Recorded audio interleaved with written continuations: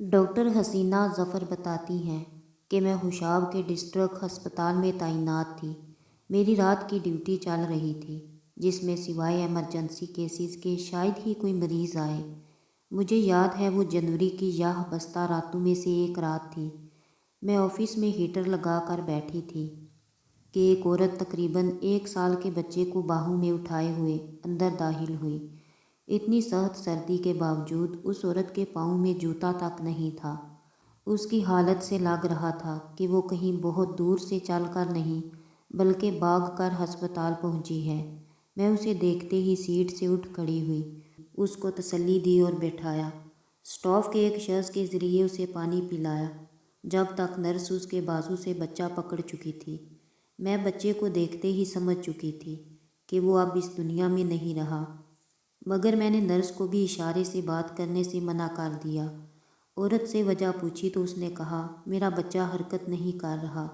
میں نے نرس کو کہہ کر بچے کو ایمرجنسی ریفر کروایا اور عورت سے پوچھا بچے کو کیا ہوا۔ میرا سوال سن کر وہ عورت رونے لگی اور بتایا کہ اسے اس کا شوہر مار رہا تھا اور وہ مار کھاتے کھاتے بچے پر جا گری۔ شوہر کو پھر بھی احساس نہ ہوا، مگر مجھے پتہ چل گیا کہ میں بچے پر زور سے گری ہوں، لہٰذا میں نے اپنی تکلیف بھول کر بچے کو اٹھایا۔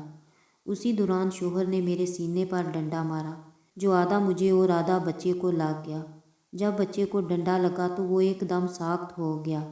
مجھے اپنی تکلیف کی ہوش نہ رہی اور دھیان بچے کی طرف لگ گیا۔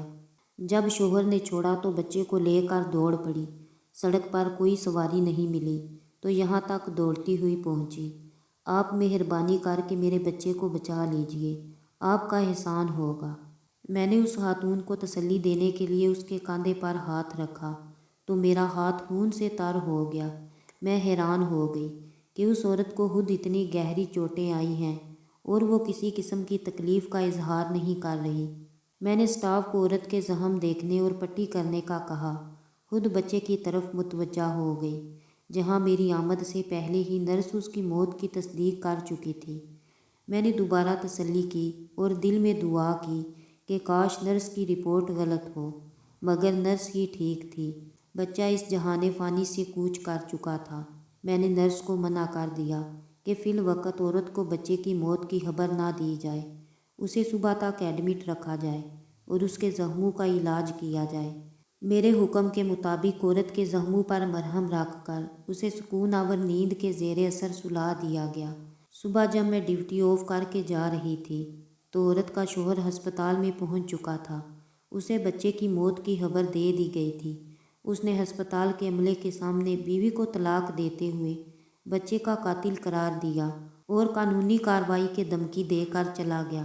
جب میں نے اس اجڑی ہوئی عورت کی حالت دیکھی تو بجائے اسے تسلی دینے کے اس کے بیڈ کے کنارے بیٹھ کر رونے لگی اور وہ عورت مجھے تسلی دیتے ہوئے کہنے لگی، خدا کے لیے مجھے پولیس اور جیل سے بچا لیجیے گا، اللہ تعالیٰ گواہ ہے، میں ماں اپنے بچے کے لیے اپنی جان تو دے سکتی ہوں مگر اپنے بچے کی جان نہیں لے سکتی۔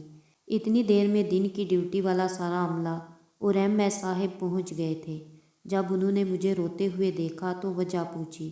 میں نے ان کو سارا واقعہ سنا کر کہا، اگر اس عورت پر مزید کوئی ظلم قانون نے بھی کیا تو میں اس کے سابقہ شوہر کی جان لے لوں گی۔